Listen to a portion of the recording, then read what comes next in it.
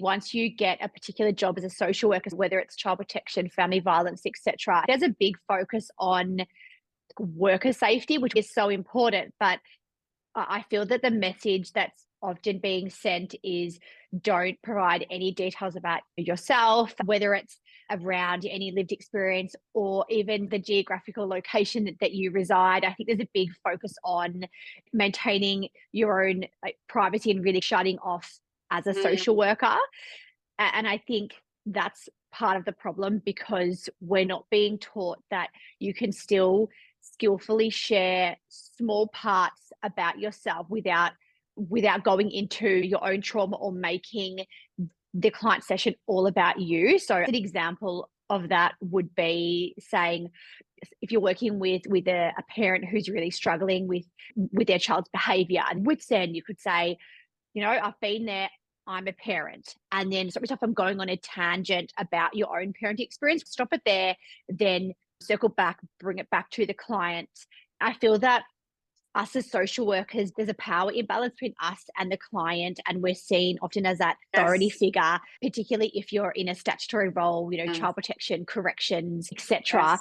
Then we do need to make sure we're doing what we can to elevate our client's authority and bring ours down. And we can do that through things like purposeful use of self.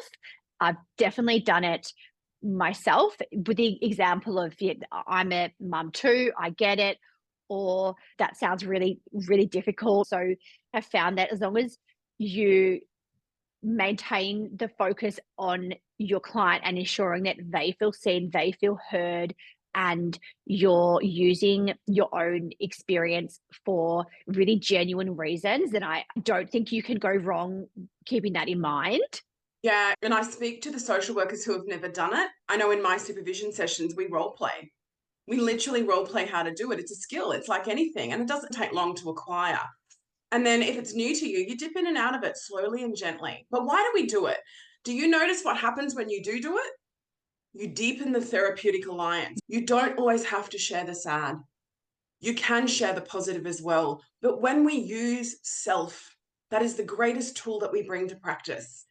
Knowing how to do that, knowing how to harness that and hold space and use the power of your own vulnerability to connect for the purpose of deepening a self-awareness journey for the person that you are holding space for in therapy. That's where the magic happens. You need to have regular supervision. You need to be seeing a counselor for your own self if that's what you need to be doing to be able to do this work. But some of the ways that Mm. I will do it is I will say, and clients who see me will see me all the time say, me too. Me too. I too know what it's like to have my face in the ashes and my mental health fail me. Tell me what it's been like for you. You see how we flip it back? Mhm. It's a theme. It's not a detail.